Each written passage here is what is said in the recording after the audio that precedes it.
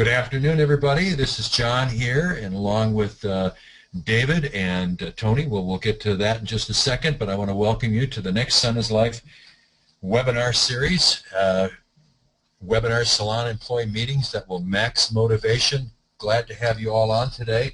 Looking at the attendee count, we've got a good size audience today, very good size, and especially for a subject about employee meetings that normally isn't considered the most exciting subject, but it is a very important one because it does and can lead to motivation. So you folks have got your chat boxes there if you've been with us before, and let me just go over kind of some ground rules here. And really the theme of this whole thing is that we want to have meetings that are motivational.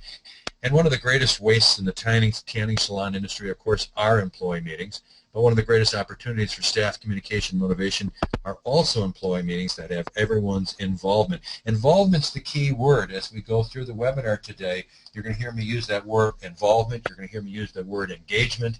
And listen, if you're all ready to go, if you're engaged, let me see somebody come back in the chat box and say, John, let's get to it. So I'm going to be watching the chat box. David, you watch it too. Are you out there? Are you with us? Is everybody alive? Are you on the webinar to watch this? Or are you drinking a cup of coffee? Are you spray tanning somebody? Or are you on the webinar? Let's hear back in the chat. Oh, John, let's get with it. All right. In other words, John, shut up and let's get going. All right. Good. Love to see that. Okay, all attendees, you know how we do this thing. The transmission is one way. Questions are asked via the comment box, and boy, we got more comments. John, get going, get going. Okay, cool. Webinar will last about 60 minutes. There will be a brief Q&A at the end. And if you have to reconnect, you've got your webinar invite number you can use. The recording will be available, and I'm guessing, David, we're saying probably on Monday? Sounds good to me. Yeah, that sounds like that's good. And by the way, if you've not been to the Sun is Life website, you really should go to there. And I'm going to get to introducing Tony, and Tony's been on a couple times before here, but they have done a fabulous job of laying out all the past webinars. It's all up there with my pretty face and Tony's pretty, well, I'm pretty, I don't know if Tony, but anyway, all of them are on there, so you're going to go there, you're going to see a whole library of webinars. It's really cool. Okay. This webinar series is brought to you by IST Magazine, the best trade magazine in the industry. Love their layouts. I love the editorial content. It's really great stuff. And, of course, Sun is Life is this program that is absolutely going to sweep this business because it's so comprehensive. And, you know, something about my background, I get tired of talking about me, but I have got a little bit of experience in what we're talking about. Been doing the management thing for a long time, and especially the HR side and marketing as well.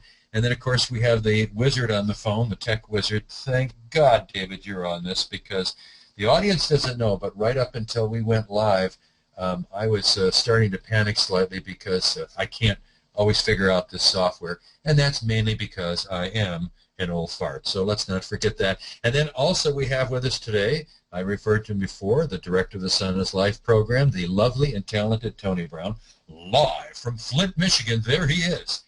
And I still, Tony, I still envy you that you can stand around and work around with a bunch of half-naked women's pictures behind you.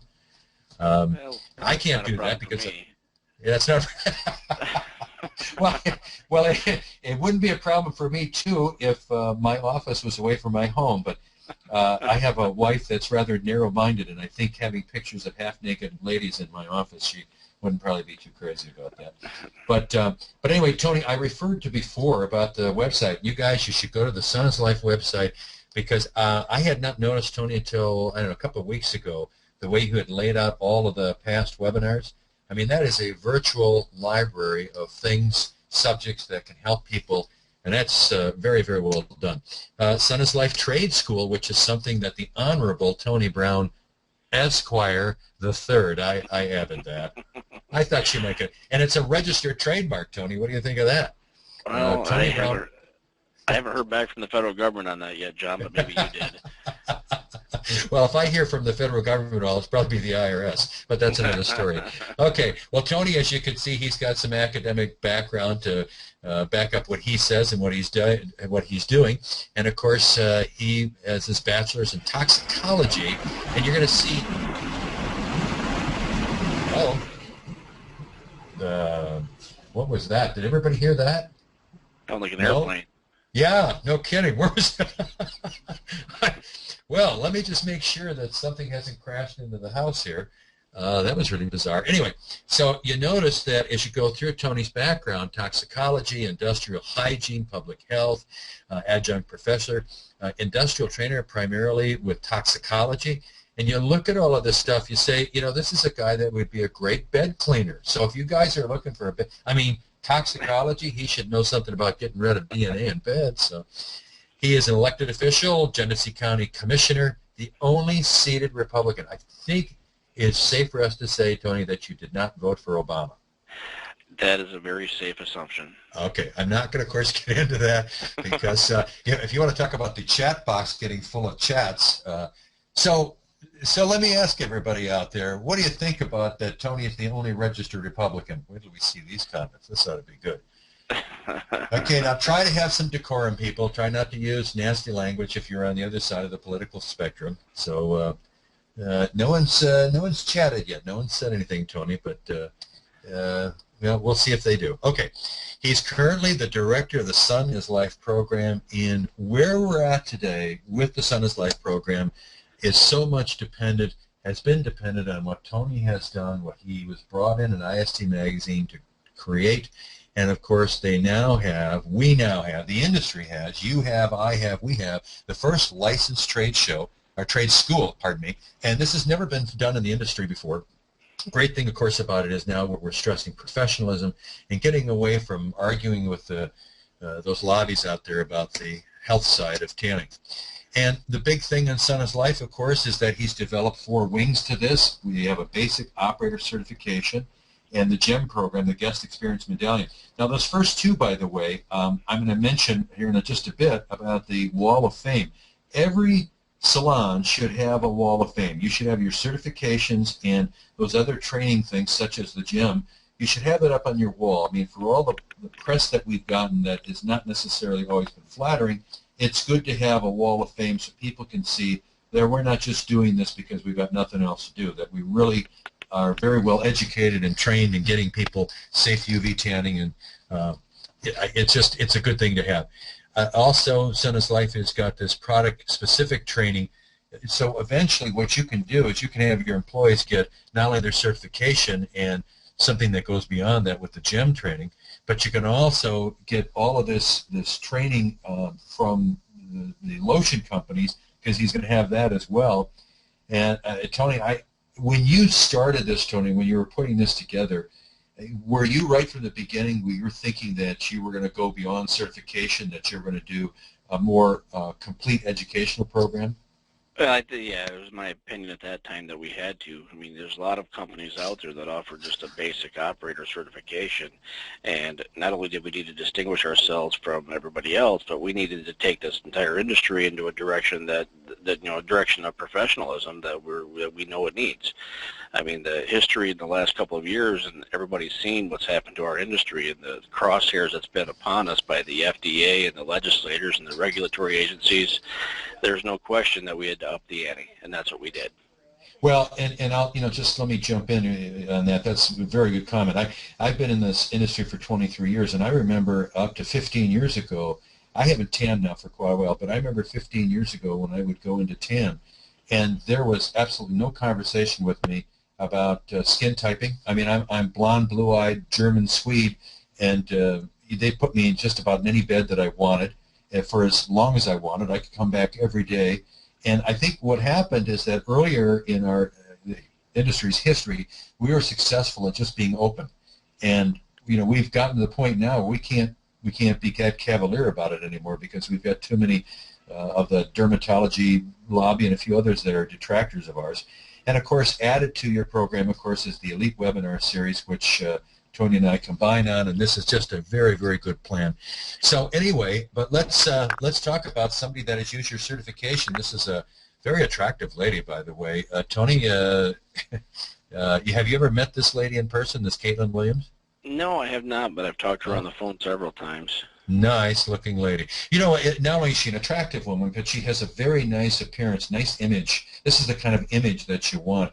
I like her quote, to work at Tropical Kiss Tanning in Jacksonville, I had to get certified. And I think whether you work at Tropical Kiss Tanning or anyplace else, you should have certifications for your employees. Son's Life made getting my North Carolina salon operator certificate a quick and easy process. You can see Tony couldn't have been nicer and answered all my. What a nice guy you are. I'm a great guy, huh? You really are. Regardless of what I've read about you on Facebook. Okay, fine. Certifications increase your salon's professional image and the consumer's confidence. Build your wall of fame. I don't know who said that. Some guy that thinks he knows something. Okay, but here's what can happen to your customers when you use the wrong certification program for your employees. Oh, isn't she lovely? I tell you what, I kept wondering on this person. I know I keep picking on her, but I mean, there's a lot of material there to work with. What was she thinking, and what was the tanning salon that she went to thinking with this? I don't get it. Okay, John, she's really running our industry into the dirt here, because now she's got a new rap song out there that she keeps exploiting our industry with. Yeah, I know. It's really bad. It's like everybody has their 15 minutes of fame, and you'd like to think they'd use it for, productive things. I guess she's doing something productive for herself personally, but yeah, I know. This is, of all the stuff that this industry that I've seen in 23 years that has been negative, whether it was the tan tax or it was the ABC report back in, I think it was 2011, anything that's come up that's been bad PR, the tanning mom has been the worst thing that has ever happened. And I think this is maybe the message to salons, is that we have to be so careful that we are professional in what we're doing, not letting anybody get burned, not letting anybody do this, even though they say, well, I'm paying for this, so I'm going to come every day. And, and it's just, there's got to be some controls on this, because it hurts our industry, especially with everything so viral, Tony. I mean, in 5 minutes, it's all over the country. Something stupid like this happens. We had, by the way, and to all you attendees, I have to tell you, I work with a chain. Last year, we had to replace a district manager, and that district manager had lots of problems. But one of the things she did right before we asked her to leave, and this was after the tanning mom thing, she took her daughter into one of the tanning rooms, and she sat, her daughter was like 9 years old. She sat on one of the tanning beds, her and the daughter, and had a picture taken. Okay, let's get back to some productive things here. Son's Life training modules, certification, go to, and here it is. And by the way, Tony, David, who of course is the tech wizard here, and many of you that are out there are, a lot smarter at this stuff than I am. But David, he could do a, what do you call a tiny URL? Well, that URL is fine. I know there was a different URL in a previous webinar that was really long. This one's not too bad. It's simply just facebook.com/sonislife. But yeah, no, this is perfect like this. Okay. And by the way, looking in the question box, Shirley, thank you for your question. Shirley D, I'll just call her. We're old friends, so I don't want to say too much. But anyway, she said, should the certificate be placed, certification certificate or awards, should the certificate be placed somewhere people can really see them? We have ours on a sidewall, still posted, but people can't really see them. Well, Shirley, I absolutely believe they should be seen. I would have that wall of fame. Now, I'd hate to take space away from you selling lotion, so lotions obviously should be right behind the counter, but I would put it as prominently as you can someplace else in the lobby, or if you've got the typical hallway going down the rooms, wherever people are more likely going to see those certifications, because that does make a very big impression. And I think it's gotten to the point now, maybe it's just because I've been in the business too long, when I go to a salon and I don't see certifications, it kind of makes me wonder what's going on here with their training program. Are these people do they really know what to do? So, okay, so anyway, but David, back to your comment, you think that that's an okay URL there. I mean, it's not like it's so long there. So, all right, go ahead. You were going to comment? It's No? fine. It's totally fine. Okay. Now, besides certification, look for and review all the training modules. Tony, how many different training modules do we have now in Sun is Life? Well, there's 25 GEM modules. There's the basic operator training certifications. There's 26, and then there's literally hundreds of sponsored or sponsored trainings out there. So I don't have a number. All I can say is hundreds. Your one-stop shop. A one-stop shop for all your needs. And we've got, I don't know how many webinars we've done now. I think we've done 10 or 12 of them, and they're all there and nicely laid out. I mean, it actually made me look a little younger, which I thought was impossible. Okay, we had some feedback on the last webinar. The orientation training webinar was my first time with Sun is Life, and I'm looking forward to the next one. I like the fact that they're live meetings as opposed to Tony, David, and I all being dead, and not pre-recorded, so you actually get to interact and ask questions. This meeting was about an hour, made it easy for me to stay tuned without many distractions from my studio. And I know a lot of you out there, by the way, put in your chat box, are you watching this webinar while you're also watching the counter? And I know that you have to do that sometimes, so I'm just curious how many of you are out there right now that are multitasking. You're getting educated, but you're also watching the counter at the same time. And this, by the way, this attendee feedback came from Amber Bucci. I assume, Amber, I'm pronouncing your name correctly. Amber, thank you very much for that feedback. And I'm going to try to, if I can pick up my chat box here and look. Okay. Yes, okay. So, all right, so let's move on here. I think we got some people that want us to move on. We will, okay. So, come here you go. All right. So, John, you're just an old fart. Hey, you know, if you're going to give me feedback, that's not really like fart. Okay. Meetings that motivate, meetings that send everyone off with reinforcement. And these are some of the keys to effective motivational meetings. People need to be reinforced for what they're doing well, and then there needs to be an agreement on future efforts and goals. And that's what sets meetings up for success. And that came from something I wrote, a book I wrote many years ago. And this is a typical tanning salon employee meetings. This is why they fail. Usually it's because they're held too frequently, and that is a possibility, or they're not frequently enough. And I'm going to ask a poll here in a bit about how often you do hold them. But employees have no part in planning the meeting and no requirement to participate. And that is absolutely a prescription for failure. If the employee has no part in planning the meeting, and not every employee should be involved in the planning, but some should, so it represents that part of your company. Meetings are boring. I've heard this many times, but you know, the truth of it is, people, when it comes to meetings, meetings aren't boring, people are boring.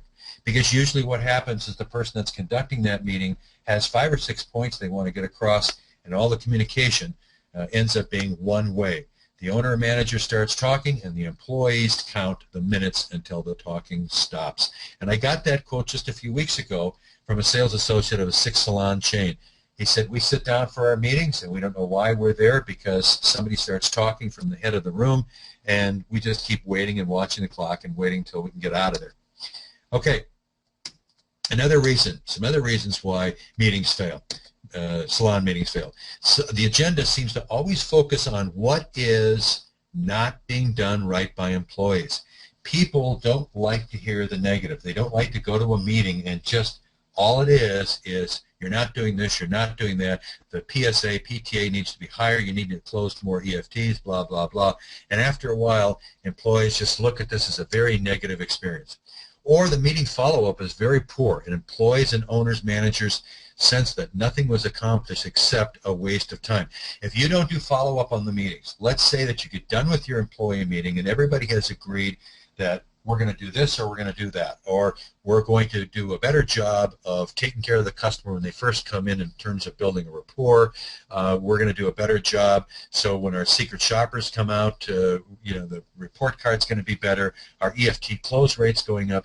But if there's no follow-up on that, if employees don't get any follow-up information from management, this is getting better or it's not getting better, then they're just going to say that what you discussed at the meeting was a waste of time.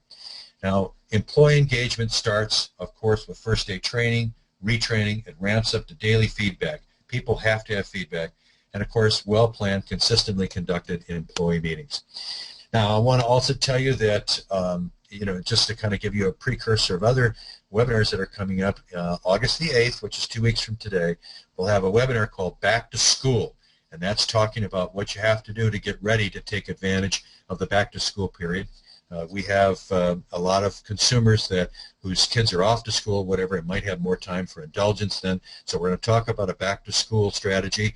And on the 22nd of August, we're going to talk about delegation, because there's an awful lot of employees out there that we don't get a lot of productivity on. But back to meetings. What do excellent meetings actually accomplish? Well, first of all, focusing employees on salon successes and sales. Reinforcement is, on what is working well is so important, and we need to focus on that. It's sharing information and best practices. If you take most salons have someone in there that is considerably better than, say, somebody else as far as selling sessions packages or upselling to EFTs or selling lotions. Somewhere in there, I'd like to hope that you have somebody that understands what the best practices are of handling customers for those situations. But we need to share it. And people that don't have meetings don't get that opportunity. All right, training and retraining opportunities, team building, incredibly important. One of the big motivating factors for people for their jobs is affiliation. They like to be affiliated with other people, and that's part of the team building and the peer support that should come out of meetings. Direction toward priorities through group agreement. And as I started this webinar, I said, if you don't leave the meeting with agreement on what's going to be done, you're kind of wasting your time. And that's what these should do. It should be a direction toward priorities. What is a priority for the salon? And when you get to what we do for a living, priority is sales, and it's training people, it's training either peers or employees how to do it better. And then also motivation. Meetings should accomplish a motivation factor, which includes recognition. And you've heard me talk in the motivation webinar before. Recognition is absolutely key. And of course, that leads to employee engagement. All right, so let's talk about some polls. David, if you're there, let's do some polls here and find out what we've got in the audience. So we've got our first poll open, do we? Yep, it's are you a tanning salon owner or manager? Okay, let's find out who's out there. Okay, we have 55% of the attendees have voted, and now we're up to 60%, so just waiting for a few more folks. We'll give you guys a few more seconds here. 3, 2, 1, and we'll close it down. Take a look. Today we have 53% are owners, 47% are managers, so pretty darn close there today. Yeah. Yep. And then the next one, I think we're on salons, size of salons. Yep, so the number of salons in your tanning company, 1, 2 to 5, or 6 plus. Go ahead and click on the screen there and let us know. So actually we're getting folks chatting in the chat box. If you folks don't mind, if you could really just click on the screen. This is a little bit different, although we do appreciate it in the chat box as well. But yeah, for this one, you just actually click on the screen with your mouse, or if you're on the iPad, just with your finger. And give everyone just a few more seconds here to vote. We have a majority of 80% of the vote in, so just close it down in 3, 2, 1. And today we have 55% say 1 salon, 28% say 2 to 5, and 18% say 6 plus. Okay. Now, the next polls that we've got, what's the next one there, David? Is that the one? If you have employee meetings, how often do you have them? Yes, please. Let's go ahead. Let's find about that. All right. So if you do have employee meetings, how often do you have them? Once a year, twice a year, once a month, every week, or it's been more than a year since we've had one.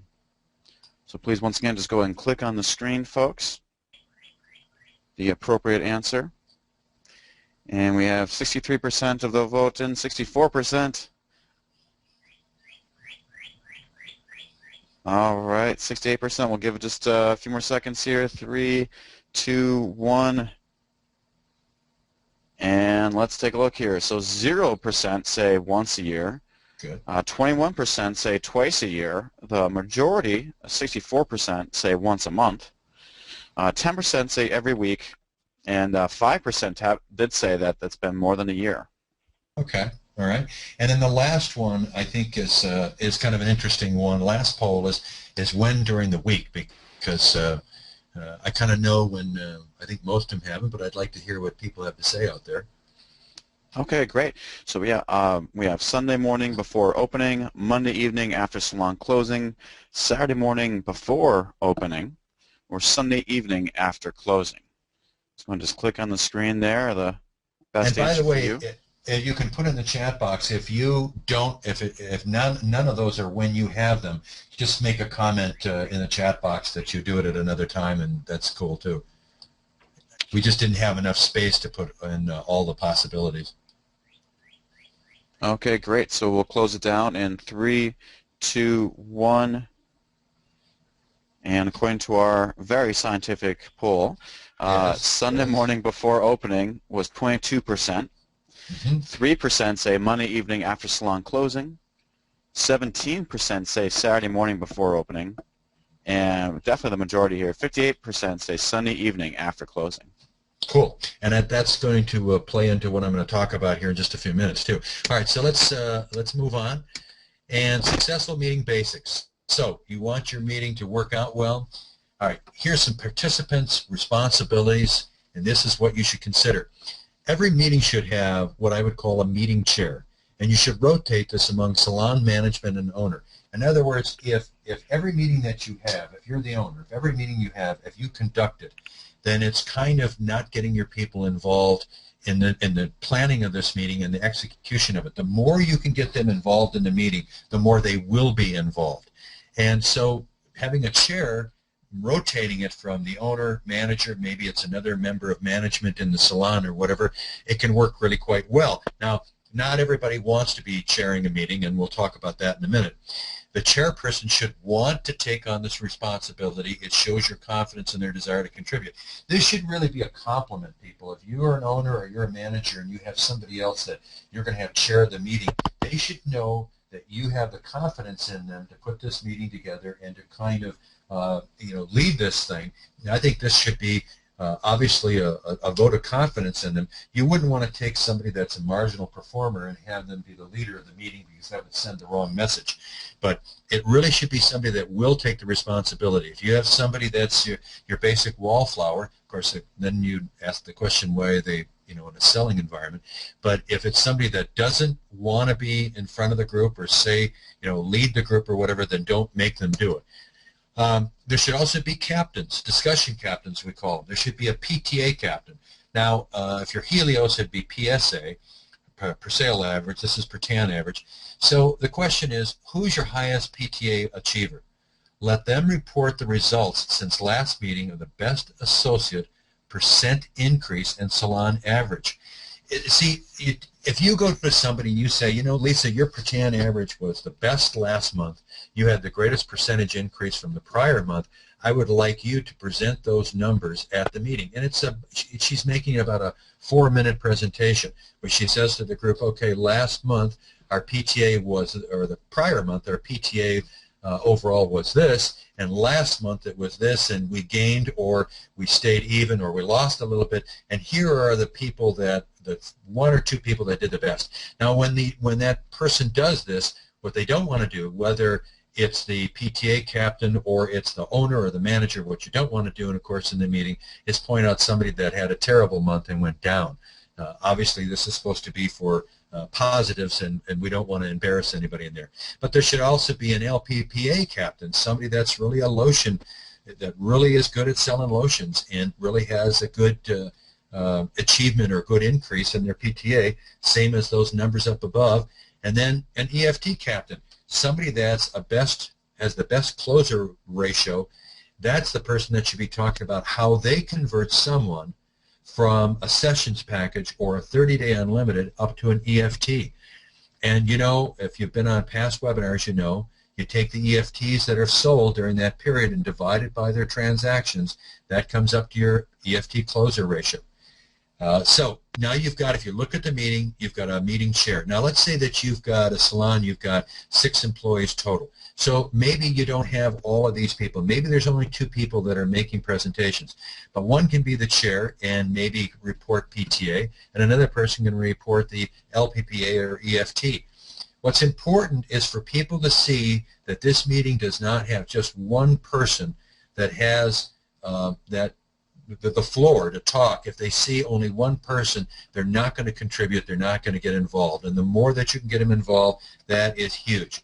Refreshments, do you have some? Yes, I would always have some refreshments. We're not talking about Chateaubriand for 9 people, but you do want to have Cokes or water or coffee. Or not too many people that work in salons anymore drink coffee. I'm that old fart generation where I would have a cup of coffee. But you should have refreshments. You don't want to come off as that you're doing it on the cheap and cheaping out your employees' meeting comfort, because you're not meeting there for 8 hours. You're having a meeting that's an hour to maybe 2 hours, and people need to have something to drink, especially if they are going to be doing some talking. Might get a dry throat or whatever. This is a big one for me. I have been to, I can't tell you how many salon meetings I've been to where we sat there on the salon lobby floor. Now, if you want people to participate in the meeting, there has to be a certain amount of minimal comfort. There has to be an environment that creates the desire for people to participate and to contribute to it. And you know, having people sit on the floor, when people sit on the floor in the salon lobby, it says to them, hey, I'm conducting this meeting. I've got a few points I want to go over, and let's get out of here as quick as we can. And it also says that I'm doing it on the cheap, that I just don't, you know, I haven't taken the time to set this up as a professional meeting. Okay, moving on here. Payroll cost. Here's the question, and I didn't put this in as a poll, but I should have, is do you pay your employees to come to the meeting and or not? And of course, I've already shown my hand there where I said you should. The Fair Labor Standards Act, federal legislation, is also boiled down into state. And I think if you look at the state wage and hour departments, they would look grimly upon us if we had meetings and didn't pay employees for being at those meetings. And, you know, even if you can get away without paying the employees, I just don't know why you would want to. The message it sends is that I'm taking time out from your, in this case, as we saw from the polls, I'm taking time out from your Sunday night, your personal time, and I'm not going to pay you for it. I just think it looks like we're real short-sighted on asking for employees to really be involved in this. It's just like any other business opportunity here or business requirement. If you require them to be at the meetings, you should pay them. And by the way, that's something else when we talk about this. If you schedule a meeting, they have to look at this like they are on the schedule. It's a problem that I've heard from people is, you know, what do I do if employees don't show up? But we'll get to that when we get to the Q&A at the end. Now let me stop here for a second. Shirley asked, there's a question here from Shirley. She wanted to know what LPPA is again. And I'm sorry, Shirley, I didn't catch this right away, but that's lotions average. That's really what that is. It's just kind of an industry term. You just take the total lotions revenue and you divide it by the transactions, and that'll give you your LPPA for the salon overall. Or if you take the individual employees' lotions sales and divide it by their transactions, not unique customers, but the transactions, that'll give you their LPPA as well. Okay. Successful meeting basics, some more. Where and when and why? Well, a lot of people do put these meetings on Sunday nights. There really isn't, you know, there really isn't a convenient time for everybody to have the meeting for every employee, and it really Sunday nights does seem to work fairly well. I know some people that put them on Sunday mornings. It's a little tough. Saturday mornings are a little tough too because people are maybe not awake yet, and plus most of our employees are younger, and if they're out on a Friday night, it's a little tough to get them in for a meeting at 8 o'clock in the morning. And then if you have it at 8 o'clock in the morning, typically salons are open at 9 in the morning on a Saturday, so it does definitely limit you to a 1-hour meeting. Now, when and why? Well, I think we've talked a little bit about the when and why, but let me get into more of this here. Look, location of where you have it needs to have privacy. It needs to have some seating and availability for displaying group notes. And I'm going to show you something that you can get at any office supply store here in a minute. You do need to have group notes displayed so people can see that what they're contributing is being listened to, and you put it up on the group notes. And I'll show you that in just a minute. The Salon conference area, I think you already know my prejudice on that. I just don't think it sends a good message where you're sitting on the lobby floor. Hotel or motel, and why I prefer them. Well, there's a lot of reasons why I prefer them. A motel conference room projects a more professional and perceived management-committed atmosphere. So I'm sure there's some folks out there that are saying, well, isn't that going to cost money? Well, if you have a meeting on, let's take it on a Sunday night, the chances are very strong that that hotel or motel is not going to have somebody booked for that evening. And here's another thing that we've done. I've done this in several markets where I've gotten a hold of the manager of that hotel or motel, usually a motel more than a hotel, and I've worked out a deal with them. We give them free tanning. They give us that room because we're only going to be in there for an hour or 2 hours at the most. We're not going to trash the room. And like I say, on a Sunday night, they don't have anybody else in there anyway. But I tell you, in a motel conference room, most of these people that you have working for you, this is either their first job or it's one of their first jobs. They've probably never been to a meeting that's been set up in a formal atmosphere like this, and it's very impressive to see that you've gone to that to do it. I like that because it does send out that perceived management committed atmosphere. Conference rooms provide focus, and there's less distractions. You have it in your lobby floor. Some winos walking by and knocks on your windows, or somebody calls on the phone. All right, maybe you don't have any winos walking by. But anyway, the idea is that there can be distractions there. Conference room in a motel or hotel really focuses people on the reason why they're there. Also, conference rooms allow wall notes, and I'll show you that in a minute. It gives you good seating. I mean, you can have them set up tables in what I call a square U pattern. Everybody can see each other. I don't do it classroom style, because I like people to be looking at each other when they're relating to what's been being talked about. And it also is much easier for note-taking when you've got good seating. Motel conference rooms can have refreshments. I mean, you know, if you can work out a deal with the motel where you're swapping free tanning, and let's say at most, maybe it's going to cost you $50. I don't know. Now, if you've got a salon in the Chicago Loop area and you go to a major hotel there, they're obviously not going to let you have a conference room for $50. I understand that. But most of the folks that are probably on this call are in smaller markets, or at least have a suburban market where they can have a motel conference room and do it very cheaply. I don't think I've ever paid more than $50 or $75 for that conference room, and it was well worth it. And of course, you've also got restrooms, and you've got privacy. Now, you can go other places. You can go to family restaurants. The difference with the family restaurant is you've got to be careful. It's good for a lot of reasons, but you have to be careful about the privacy. And you have to have a private room that's got a door on it. You never know if your competition might be having dinner on a Sunday night right outside of where you're talking. So, but family restaurants, they have those rooms, and typically that family restaurant is not going to charge you for that private room. And if you're meeting at 8 o'clock on a Sunday night or 8:15, they're not expecting you to order dinners for everybody, so you get maybe everybody a Coke or whatever. I've been in those meetings where we ran up a bill of $25. The room didn't cost us anything. You just can't beat it. And you can also put notes up on a wall, especially with the note board or the notepad I'll show you. You've got access, obviously, to refreshments. You've got no cost usually beside the refreshments.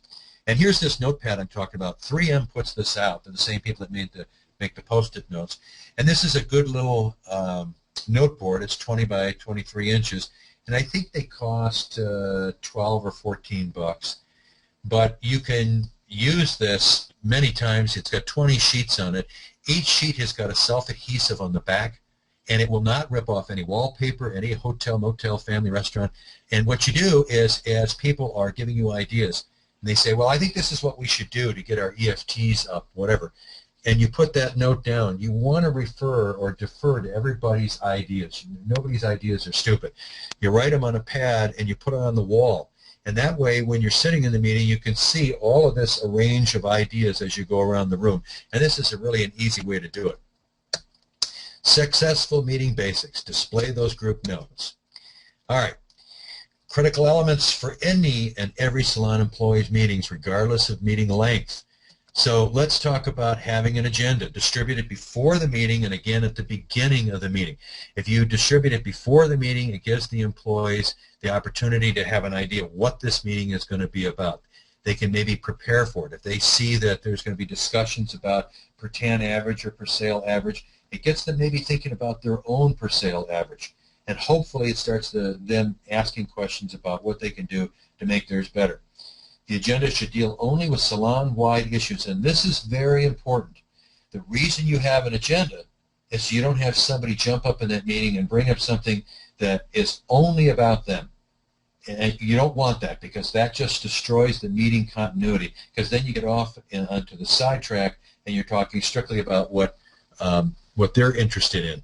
And anything that comes up that is strictly one person's concern should be handled separately and privately. And if something like that comes up, you just say to that person, well, I appreciate that you're bringing this up and you want an answer to that, but I'd like to handle that privately with you, and can you see me tomorrow or see me after the meeting? And don't put that, don't add that to the agenda. That's why agendas are important. It gives focus and direction. And what you want to do is develop an atmosphere of openness and relaxed participation. You want people to feel like they can say anything in that meeting. The meeting leader needs to show consideration to attendees for setting and seating refreshments. Successful meetings always include attendee topic presentation to gain engagement. It's very important that people can be part of that presentation. They can share their best practices. And I kind of mentioned this before, but I'll get into it again here. Meeting leader has to be differential. Differential, and that, I spelled that wrong, it should be DE. But anyway, they should be differential to attendees, not judgmental, and encourage the same from everyone. If you have somebody in there that reacts and thinks that somebody else is saying something stupid, you want to get people away from that. You want to get them away from being judgmental. Somebody brings up something that is really a wild idea, you can say, well, that's an interesting thought. Let's explore that a little bit more, and what does anybody else think? But you don't want people to be shut down, so you want them to be able to say anything that they want.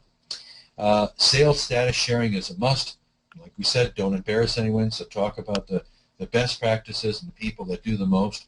Recognition and participation are irreplaceable, and agreements on current challenges and goals for the next month. That's really key. And that's what you're going to talk about for the next meeting.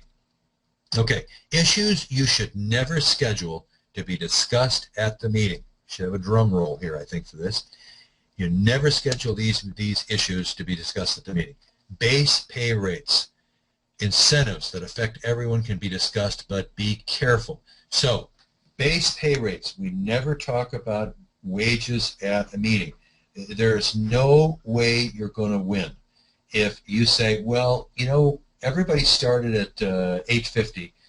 We're thinking that we'll bring everybody up to. Just don't do it. There's no way that you're going to win in it. You're going to get off into a side conversation about it, because everybody's going to feel they should be paid more.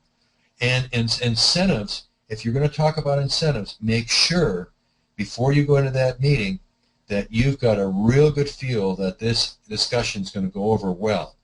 Because when you start talking about changing incentives, that's about as personal as you can get with anybody. And that's just a real slippery slope. So you have to be very careful with that. And then you don't get in discussions on why a particular employee was terminated. If somebody gets canned, just don't bring it up. It's just something that is no part of a meeting, and it'll just make things very uncomfortable. Obviously, you want to avoid controversial subjects such as jokes that are gender or sexual implications or that sort of thing. You don't want to get into any of that kind of stuff. That's the kind of stuff that gets people in trouble, gets owners in trouble, and just don't need it. Avoid talk about personal lives. Don't get into gossip or talking about someone's marriages or divorces or who's dating who, especially if it's somebody dating someone in the company. That's really not good. Individual employee reviews or any negative performances, you stay away from that. The manager or owner should never discuss their their part life. I think that means to be personal life. So you shouldn't get into this if you're the owner or the manager and talk about your own personal problems. That's just not a good way to go. An owner should stay away from talking about their personal finances. I think I may have told you in a past webinar about a gentleman that had 7 classic Fender guitars and hadn't given anybody a merit raise for 3 years, but yet he gets into this conversation about that he spent $10,000 for this new classic guitar that he found on eBay. Just not a good place to talk about that kind of thing. These are just a few, and this is why you have an agenda, to avoid inappropriate discussion. Okay, so I'm looking at the chat box, and the chat box went blank. This is good. Okay, here's the suggested salon meeting agenda, and this is for a 1-hour agenda. Okay, so if you're going to have it just 1 hour, you should have opening comments and review of last meeting objectives by the meeting chair. Shouldn't take more than about 10 minutes. Then you should talk about sales numbers, or review of the sales numbers, and that's an absolute necessity. You should be talking about your PTA or PSA, last month's average and top sellers. Have your PTA captain handle that for about 5 minutes. It's just so everybody knows, because it's good information sharing. Your LPA average and top sellers, that's another maybe 5 minutes. Your EFT close ratio, maybe another 5 minutes. Customer service issues and successes. You have an open discussion, and you're talking about, and a lot of times, by the way, to make this fun, you can say, what's the weirdest request or strangest customer service issue you had this last week? I have to tell you, I think it goes back about 20-some years ago. I was sitting in a salon meeting, and I had never heard about the incident where a customer apparently couldn't wait to relax Mother Nature. They couldn't wait to get out of the room and used a waste paper basket. I was just so shocked to hear that. And I think the group was laughing very hard with me because I found it so shocking, and apparently this issue had happened with them, and it was kind of like old hat at the time. But I still don't understand that, by the way. Why it just seems kind of weird. But anyway, it should also include recognitions and rewards. So, I mean, you're looking at, this is a basic meeting for an hour. These are the kind of things that it should have in there, because you know, especially if you're talking about recognitions and rewards at the end of the meeting, it sends people off with a very positive feeling. And then, of course, reviewing the goals for the next meeting. And that should be, if I add this up right, yeah, it's about, it's pretty close to an hour. So this is about as basic a meeting as you can get. Now, if you get into a little longer meeting, which I like because I think it's well worth the time, and I think it's a good payback, again, opening comments we talked about, reviewing the last meeting's objectives, and positive recognition. What I like is that early in the meeting, the chair, whether it's the owner or the manager, might start the meeting by saying, by the way, people, last month we did a great job. We were 5% ahead of the prior month in PTA or in total revenues or whatever. It starts the meeting off on a positive note and gets people thinking, well, this isn't just going to be a bitch session where people are going to tell us we're not doing enough. And they may not be doing enough, but at least it starts it in a positive direction. Of course, you have your sales numbers reviews that we talked about before, your PTA, your lotions, your EFT sales. Sales overall last month versus last year. Now, some people don't like to talk about actual dollars. Some owners don't, and I can understand that. Then what you could do is you can just talk about percentage increase. I don't know if it's a percentage decrease. I don't know about your group. It may or may not be a good thing to talk about because it is kind of a negative, but you can do it in percentage if you want to do that. Some people just don't like to talk about the actual dollars. Customer service issues, and this again is an open group discussion. Recognition and rewards, talked about that, and reviewing the goals for the next meeting. And so that's kind of your hour and 45-minute version. Now, this, I don't know why this slide came out the way that it did, but I had an issue with my software earlier, and it's not supposed to be up there. So anyway, meeting follow-up. Assignments should be handed out to each participant for the next meeting report, such as PTA, LPA. Somebody should be assigned at that meeting of what they're going to do, and then afterward, the owner or manager or chair should follow up with them to see how they're doing and being prepared for the next meeting to report on those numbers. Participation, as we said, is mandatory. You should pay your employees. The physical meeting setup is important. We talked about that. Employees should feel that their meetings, their participation is important to you. Nothing said by attendees should be ridiculed or characterized as a stupid idea. Work at agreement on what should be accomplished in the near future, and utilize some of the employees as discussion captains to build engagement. This is all good stuff. Let's talk a little bit about, I had mentioned to you before, if you've been in our prior seminars, what we do. We want to get salons healthy, and if you can give us some numbers, your vital signs, you go to john@johnfr.com, and we'll do some diagnosis for you. And, of course, we're looking at some of the same numbers that we're talking about for your salons when you're having your meetings. Now, the next Son is Life webinar we've got is Back to School. Talked about that. And, you know, every year you can take advantage of that back to school, that mid-August through September period. You might have a big, strong college market. But even if you don't, even with high school going back, and I know some states you can't tan under 18, but even if those students are going back and it gives mom a chance to do more indulgence, it's something that you should really take notice on, and we're going to get into that conversation. It also, we've got one coming up called Understanding the Millennium Generation, Managing and Selling to Them. It's the frustration of managing the trophy kid. Trophy kid is the kid that shows up at the soccer field, doesn't play 2 minutes, but gets a trophy anyway. And that sometimes carries over into their adult work life. And should student EFTs be part of your fall plans? And I like student EFTs, and that's what we're going to talk about in this next webinar, is a student EFT. It's a little cheaper, but if you look at the numbers, if you can hold a student on for 7 or 8 months on that EFT, it's much better than them buying 2 months of unlimited, it may also lead to you selling a lot more EFTs. And, of course, you do it with a student ID. And it's time to market to mom, because mom's got a little bit more time then. And recruiting from the student body, we have a new client. As a matter of fact, I'm going up to Minneapolis to see them tomorrow, and they have 5 colleges within 6 miles of his salon. Man, he's got some opportunity there for recruiting from the student body, and he's already doing a good job with a couple of the schools. Developing mobile websites for the millennial generation. Millennial generation, by technical definition, is someone that's born between 1980 and the year 2000. Now, if they were born in 2000, we're not selling a lot of tanning to 13-year-olds, but we are selling it in that little bit older in that group. And mobile websites is something for you to consider. I mean, a lot of times I go on my smartphone and I can't open up a whole website of someone. I've got to, try to navigate around. It's a real pain in the neck. We develop mobile websites, and David, a mobile website, if you're doing a mobile website, David, is that to put that together, that's considerably easier than putting together a full-blown like WordPress website, I would imagine.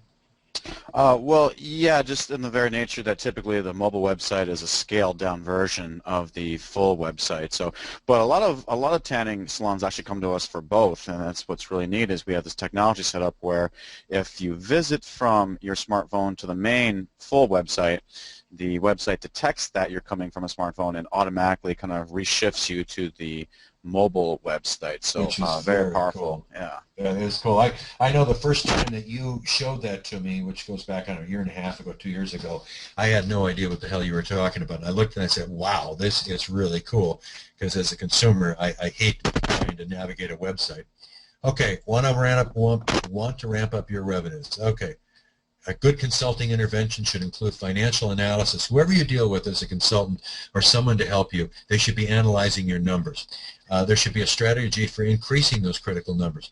And if you want to go to my website, you're going to see some examples of that. There should be a staff assessment. We do that all the time. We work on your marketing. And here's a case study that we did where it just happened to be one of them, where we raised the PTA, we along with the salon, $1.05 on 28,000 annual tans, another almost $30,000 in revenues, and it was really not that difficult. We just got people more aware of what they were doing. Makes a big difference. We had some staff changes, and we did some marketing revisions, and this is kind of the thing that we do every week and every day. I'm on the phone with this sort of thing. So, Son is Life. Coming back to that as we finish on the webinar today, There's training modules. You can go to the Facebook page and look at that.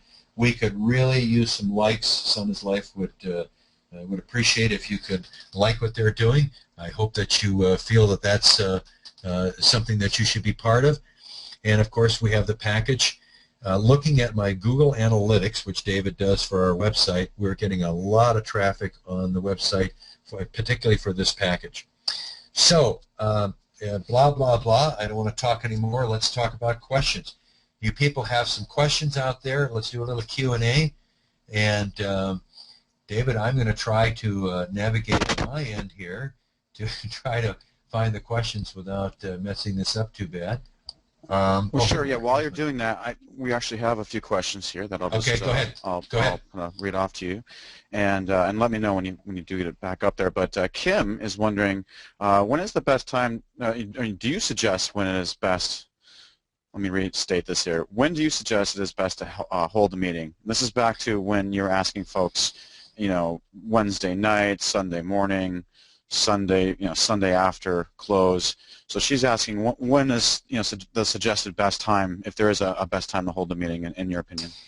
Well, Kim, it's an excellent question. I, as people have been on these webinars who can tell, I'm deeply ensconced in working with employees in trying to get their contribution and their involvement with your business. I mean, if you get them engaged. But even as much as I am, and it sounds like I'm on the employee side, quote unquote, on this subject, I'm very much on the salon owner's side and the manager's side. You've got to do what's convenient to the business. And I absolutely do not advocate that we close up the salon to have a meeting. That's nuts. We don't want to do that. And it seems like the Sunday night meeting seems to be the best time to do it. And some people are gonna be bitching and moaning about that. But I don't. If you ask your employees, if you have 10 employees and you ask them when the best time to do it is, you might get like 7 different answers. So you do what's convenient for your business, and I think Sunday night is probably the best for your business.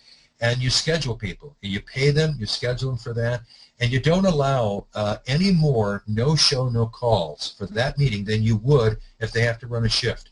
I don't accept that stuff when they say, well, geez, my Aunt Nellie's in town. No, you're scheduled for it, and if you go around and you ask people what Sunday night works best for them, you're going to get 7 different answers. So you schedule it, what's best for the business, and people are going to have to show up just like they would for any other business responsibility. Go ahead, David. What else we got? Amy just chimed in and said, good information. Thanks, guys. And then Shirley is asking, what do you think the average times salons are open? 7 a.m. to 9 p.m. or 8 a.m. to 10 p.m. and average amount of employees per salon? Well, it's let me go, Shirley, to your question. Opening at 7 would be fairly early, but there are some folks that do need to be open at 7. Not too many. I haven't seen too many of those. Even college markets, we used to be open earlier at 7 so they could come in before their classes, but we're seeing a shift away from that now. I think these young folks are taking later classes so they don't have to get up that early to go 10. Usually your 8 to 10 or your 9 in the morning to 10 at night seems to be more of the common operating hours. And what was the other part of the question, David, beside the... and the average amount of employees per salon. Well, and of course, average depends so much on revenues, and it depends on peak season versus non-peak. So if you have a $225,000 or $250,000 salon during peak, you're probably going to end up with 6, maybe 7 employees, and non-peak, you're probably going to have 5. So, that answer can be all over the board depending upon your volume and the season. And as far as percent to gross, as far as payroll, that's kind of all over the board too. I've seen it as low as 16%. I've seen it as high as 30-some%. So, and it depends on what you put in there as payroll. If you put in a money that you, the owner, are taking out, of course, that affects it as well. So, all right, what else we got? Ellen says that she's a new salon owner, and she was just wondering if you could clarify, what is an EFT closer ratio? Okay, well, it's really a lot simpler than maybe I'm making it sound, but it really is. You're just taking the number of EFTs during a certain period of time, whether it's 30 days or it's the last 3 months or whatever, and you're dividing it by the transactions that that person rang up, and you're using them as a ratio. Now, the number is going to be small in general because there's a lot of transactions, obviously, a huge percentage of transactions that are handled that are not selling an EFT. But if you do it as a ratio, it kind of tells you which employee is doing a better job at handling or selling EFTs on a comparative basis to other employees. So, I mean, you may see somebody that has sold, during the month they sold 12 EFTs, but they might have had 3 times as many transactions as someone else. It just gives you a relative feel for who's doing a better job at the transactions that they have. Okay, David, go ahead. Anybody else? What do I do? I'm sorry, this comes from Brad. And what do I do about employees not showing up for a meeting? Well, I think I handled that earlier, Brad. I just don't allow that. I mean, that's just baloney. It's a business function. It's a very important part of the salon's operation. And just like anything else, they're scheduled for it. They got to be there. And if they don't, then you have to get into some kind of a progressive discipline or redirection strategy with them, and they just have to understand how important their participation and their attendance has to be. So let's do this because we're running over our hour here. Tony, I'm gabbing along here. Any points of view that you have, or questions or comments that you want to make? No questions or comments. I sure hope everybody's enjoying these free webinars, and if they get a chance, go out to the Son is Life website at sonislife.com and check it out, peruse it, and give me some feedback on what you think of the website, what this trade school is actually going to do for the industry. Yeah, feedback, I was talking about feedback, and I've talked about it before, giving employees feedback. Well, Tony and I need feedback too. So when you guys do the post-webinar evaluation here, it's really, really important, and I read it, every one of those I read. Now, we generally, of the evaluations that we've gotten on the webinars, about half of them say that the content was extremely useful, but another 20 or 25% said very useful, and then there's some that say it was moderate. I haven't had anybody yet say that they sucked, but maybe that's just somebody that doesn't want to say something negative.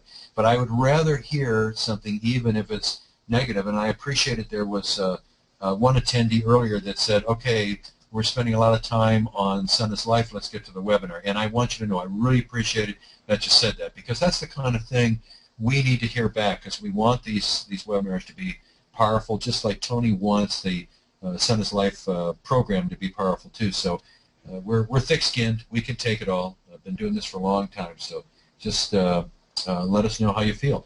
And I think at that point, David, we're going to turn this over now to having them do their post-webinar evaluation. If there's anything else, Tony, you have anything else? No, that should do it.